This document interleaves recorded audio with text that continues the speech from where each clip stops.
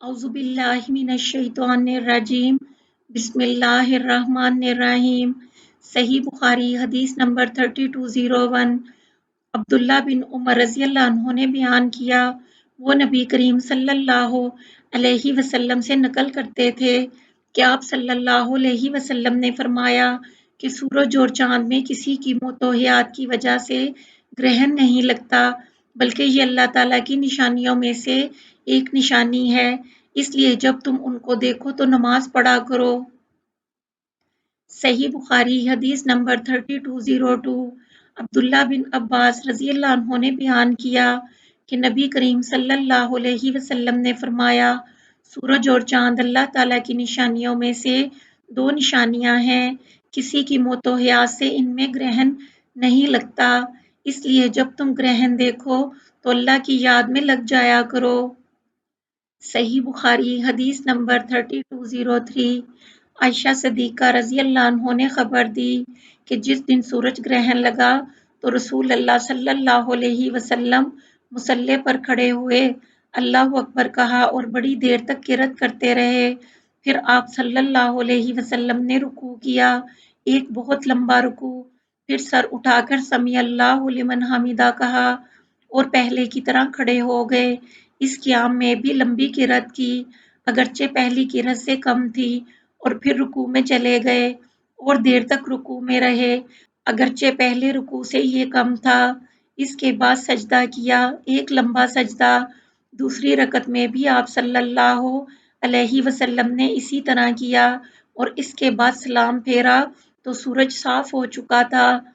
अब आप सल्लल्लाहु अलैहि वसल्लम ने सहाबा को खिताब फरमाया और सूरज और चांद ग्रहण के मुतल्लिक बताया कि ये अल्लाह ताला की निशानियों में से निशानी है और इनमें किसी की मोतोहियात की वजह से ग्रहण नहीं लगता, इसलिए जब तुम ग्रहण देखो तो फौरन नमाज की तरफ लपक जाओ।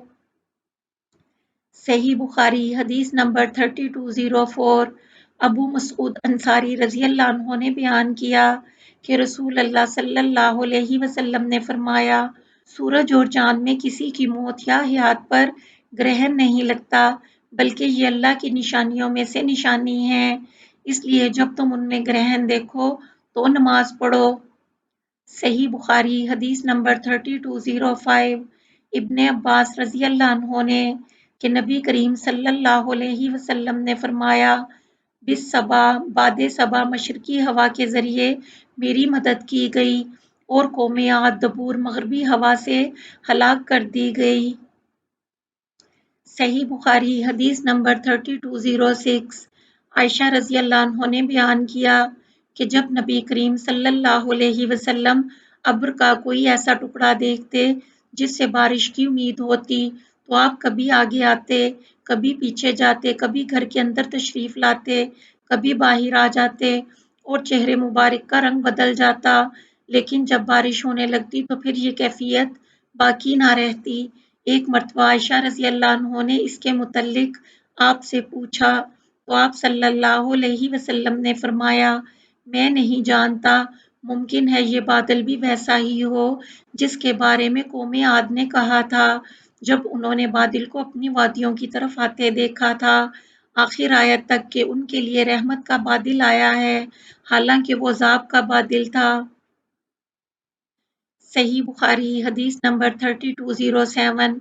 मालिक बिन सासा रज़ियल्लाहु अन्हु ने बयान किया कि नबी करीम सल्लल्लाहु अलैहि वसल्लम ने फरमाया, मैं एक दफ़ा बैतुल्लाह के करीब नींद और बेदारी की दरमियानी हालत में था, फिर आप सल्लल्लाहु अलैहि वसल्लम ने दो आदमियों के दरमियान लेटे हुए एक तीसरे आदमी का जिक्र फरमाया। इसके बाद मेरे पास सोने का एक तश्त लाया गया जो हिकमत और ईमान से भरपूर था, मेरे सीने को पेट के आखिरी हिस्से तक चाक किया गया, फिर मेरा पेट जमजम के पानी से धोया गया और इसे हिकमत और ईमान से भर दिया गया। इसके बाद मेरे पास एक सवारी लाई गई, सफ़ेद खच्चर से छोटी और गधे से बड़ी, यानी बुराक। मैं उस पर सवार होकर जिब्राइल अलैहिस्सलाम के साथ चला। जब हम आसमाने दुनिया पर पहुंचे तो पूछा गया कि ये कौन साहिब हैं? उन्होंने कहा कि जिब्राइल। पूछा गया कि आपके साथ और कौन साहिब आए हैं? उन्होंने बताया कि मोहम्मद। सल्लल्लाहु अलैहि वसल्लम। पूछा गया कि क्या उन्हें बुलाने के लिए आपको भेजा गया था? उन्होंने कहा कि हाँ। इस पर जवाब आया कि अच्छी कुशादा जगह आने वाले क्या ही मुबारक हैं। फिर मैं आदम अलैहिस्सलाम की खिदमत में हाजिर हुआ और उन्हें सलाम किया। उन्होंने फरमाया, आओ प्यारे बेटे और अच्छे नबी। इसके बाद हम दूसरे आसमान पर पहुंचे। यहाँ भी वही सवाल हुआ, कौन साहिब हैं? कहा जिब्राइल। सवाल हुआ, आपके साथ कोई और साहब भी आए हैं? कहा कि मोहम्मद सल्लल्लाहु अलैहि वसल्लम। सवाल हुआ, उन्हें बुलाने के लिए आपको भेजा गया था? कहा कि हाँ। अब इधर से जवाब आया, अच्छी कुशादा जगह आए हैं, आने वाले क्या ही मुबारक हैं। इसके बाद मैं ईसा और याह्या अलैहिस्सलाम से मिला। उन हजरात ने भी खुशामदीद मरहबा कहा अपने भाई और नबी को। फिर हम तीसरे आसमान पर आए। यहाँ भी सवाल हुआ, कौन साहिब हैं? जवाब मिला, जिब्राइल। सवाल हुआ, आपके साथ भी कोई है? कहा कि मोहम्मद सल्लल्लाहु अलैहि वसल्लम। सवाल हुआ, उन्हें बुलाने के लिए आपको भेजा गया था? उन्होंने बताया कि हाँ। अब आवाज आई, अच्छी कुशादा जगह आए, आने वाले क्या ही साले हैं। यहाँ यूसुफ अलैहिस्सलाम से मैं मिला और उन्हें सलाम किया। उन्होंने फरमाया, अच्छी कुशादा जगह आए हो मेरे भाई और नबी। यहाँ से हम चौथे आसमान पर आए, उस पर भी यही सवाल हुआ, कौन साहिब? जवाब दिया कि जिब्राइल। सवाल हुआ, आपके साथ और कौन साहिब हैं? कहा कि मोहम्मद सल्लल्लाहु अलैहि वसल्लम हैं। पूछा, क्या उन्हें लाने के लिए आपको भेजा गया था? जवाब दिया कि हाँ। फिर आवाज आई, अच्छी कुशादा जगह आए, क्या ही अच्छे आने वाले हैं। यहाँ मैं इदरीस अलैहिस्सलाम से मिला और सलाम किया। उन्होंने फरमाया, मरहबा भाई और नबी। यहाँ से हम पांचवें आसमान पर आए। यहाँ भी सवाल हुआ कि कौन साहिब? जवाब दिया कि जिब्राइल। पूछा गया, और आपके साथ और कौन साहिब आए हैं? जवाब दिया कि मोहम्मद सल्लल्लाहु अलैहि वसल्लम। पूछा गया, उन्हें बुलाने के लिए भेजा गया था? कहा कि हाँ। आवाज आई, अच्छी कुशादा जगह आए हैं, आने वाले क्या ही अच्छे हैं।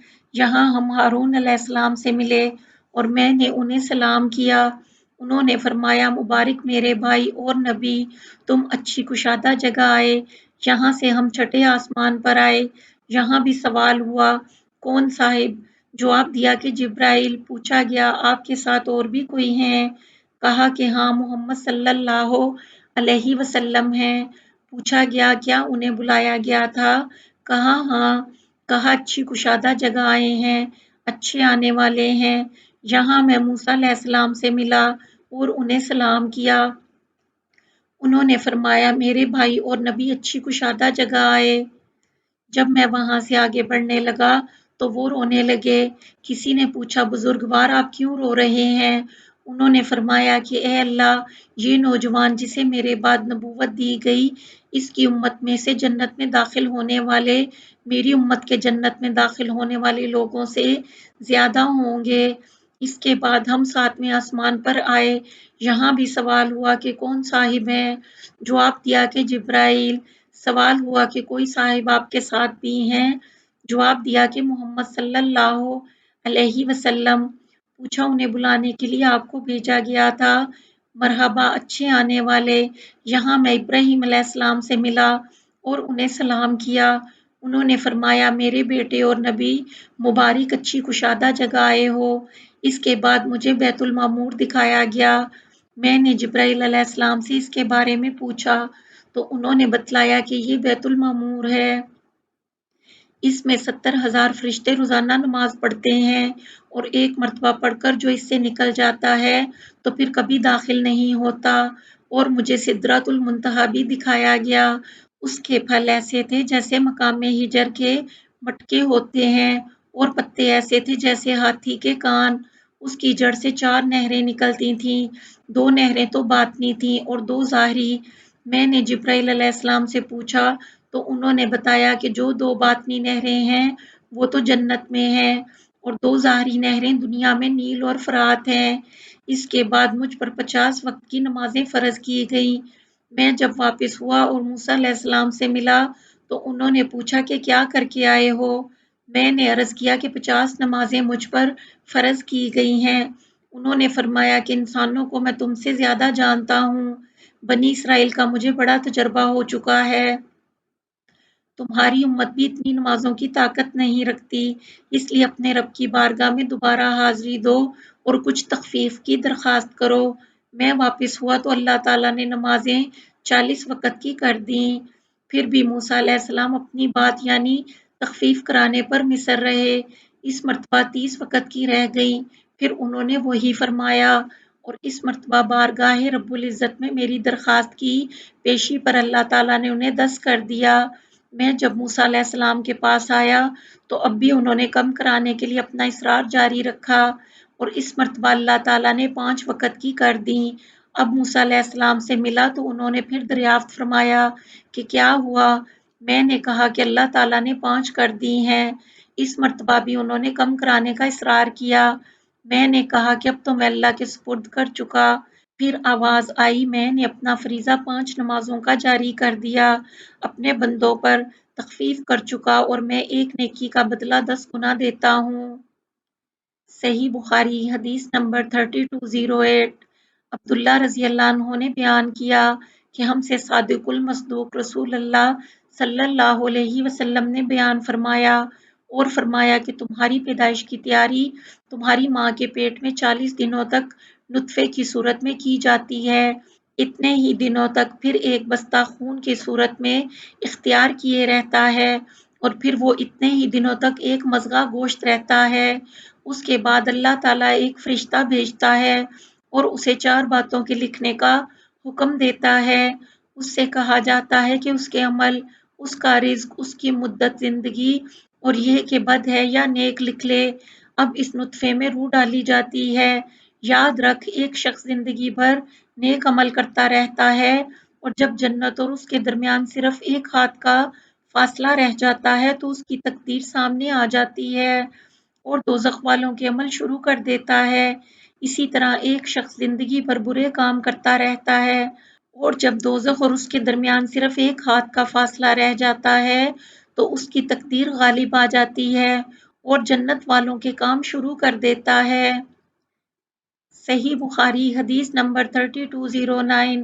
ابو ہریرہ رضی اللہ عنہ نے کہا، نبی کریم صلی اللہ علیہ وسلم نے فرمایا، اور اس روایت کے مطابق ابو عاصم نے ابن جریج سے کی ہے کہ مجھے موسیٰ بن عقبہ نے خبر دی، انہیں نافع اور ان سے ابو ہریرہ رضی اللہ عنہ نے بیان کیا کہ نبی کریم صلی اللہ علیہ وسلم نے فرمایا کہ جب اللہ تعالیٰ کسی بندے سے محبت کرتا ہے تو جبرائیل علیہ السلام سے فرماتا ہے کہ اللہ تعالیٰ فلاں شخص سے محبت کرتا ہے، تم بھی اس سے محبت رکھو۔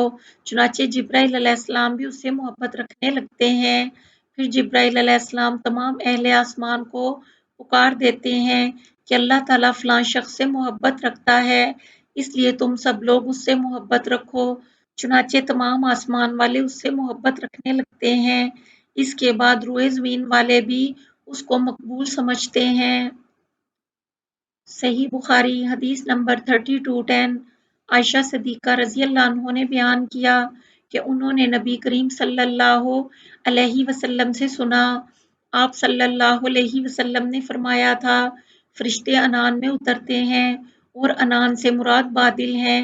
یہاں فرشتے ان کاموں کا ذکر کرتے ہیں جن کا فیصلہ آسمان میں ہو چکا ہوتا ہے، اور یہیں سے شیاطین کچھ چوری چھپے باتیں اڑا لیتے ہیں، پھر کاہنوں کو اس کی خبر کر دیتے ہیں، اور یہ کاہن سو جھوٹ اپنی طرف سے ملا کر اسے بیان کرتے ہیں۔